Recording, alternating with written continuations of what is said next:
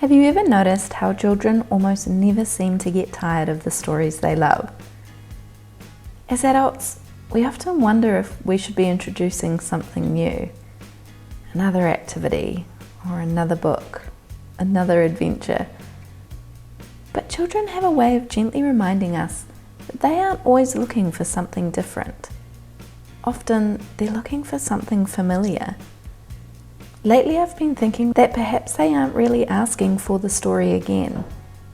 They're asking to return to a place that already feels like home. And I think there's something really magical about that.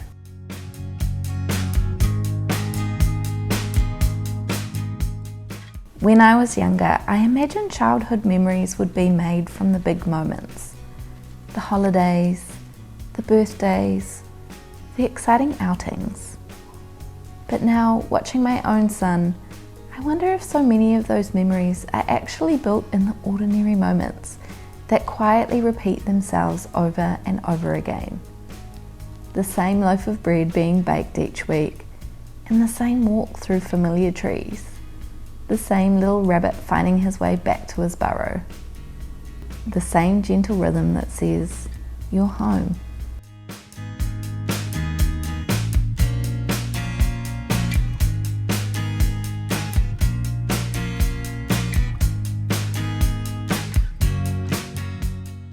Sometimes I think we underestimate just how comforting familiarity can be for a child.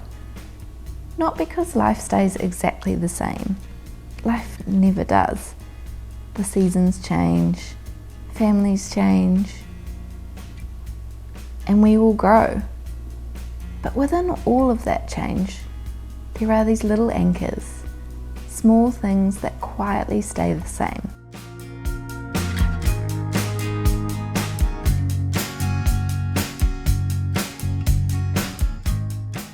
I love watching my son when we walk the same paths we've walked dozens of times before.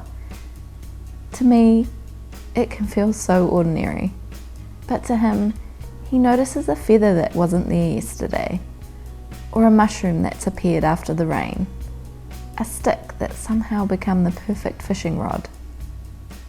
He's returning to the same place, but he's never seeing exactly the same thing. And I think stories work a little like that too.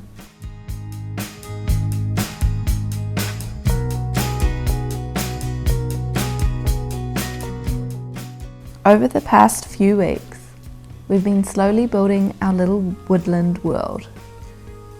A rabbit, a deer, a burrow tucked beneath a tree.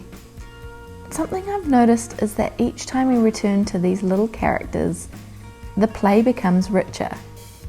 Not because we've added more, but because the world itself has become familiar. The rabbit already belongs there. The deer knows the path through the forest.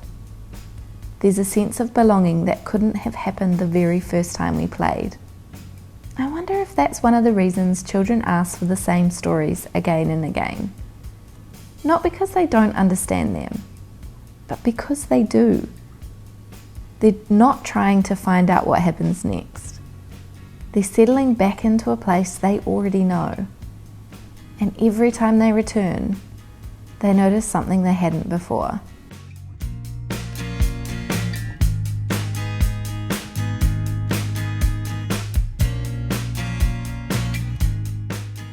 I've realised this doesn't only happen in stories.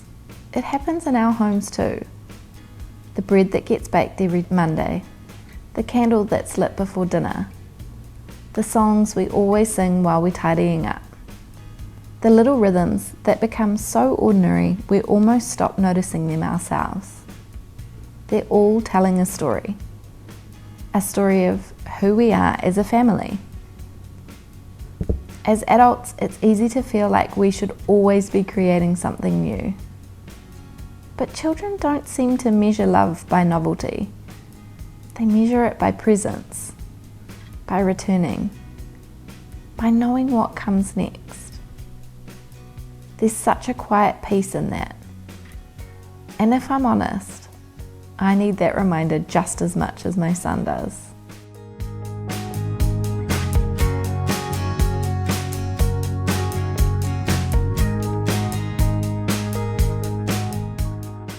because sometimes I find myself wondering whether we're doing enough, whether our days are interesting enough, whether I should have planned something bigger, something more memorable.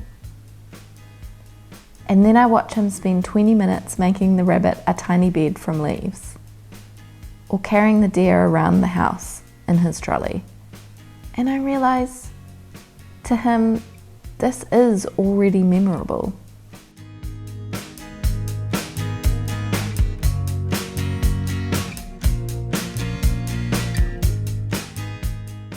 I think one of the greatest gifts rhythm gives us is that it allows ordinary things to become deeply meaningful.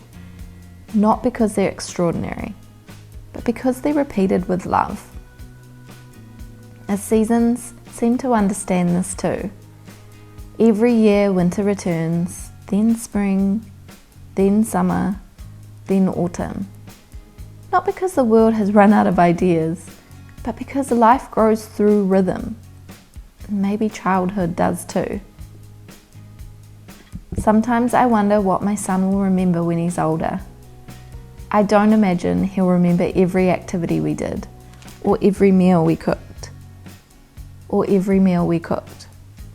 But perhaps he'll remember how our home felt, how the same little rabbit always slept in the same burrow, how bread often cooled on the bench, how we wandered slowly through the bush looking for tiny signs that the season was changing, how home always felt familiar.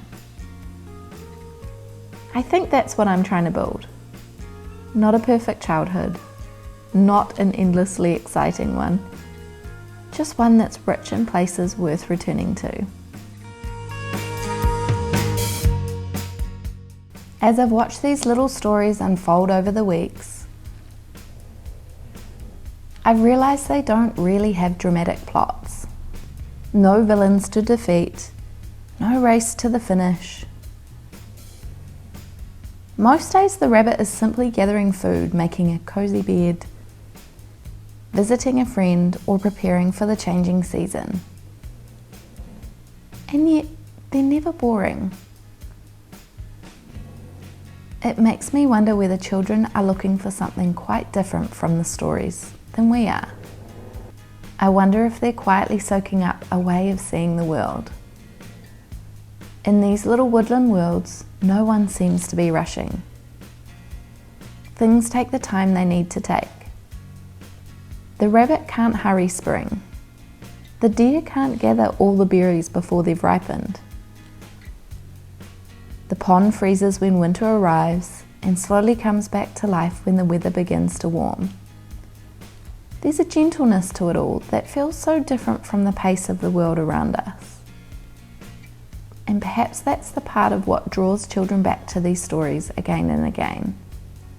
Not because they're being taught a lesson, but because they're spending time in a world where patience feels normal, where caring for one another is simply what everyone does, where every creature has a place, where the seasons are something to live with rather than fight against.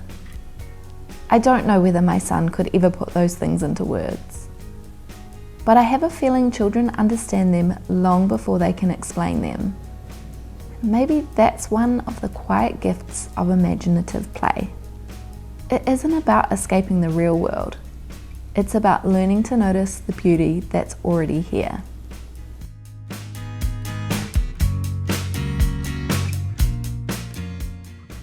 If you're longing to build more of that gentle rhythm into your own family life, I've created seasonal rhythm guides that are filled with simple ideas inspired by each season. Not to give you more to do, but to help you notice what this season is already inviting you into. I'll leave them linked below if you'd like to explore them. And if this episode resonated with you, I'd love to have you here each week as we continue finding beauty in the ordinary rhythms of family life. Thank you so much for spending this little part of your day with me, and I'll see you next week, friends.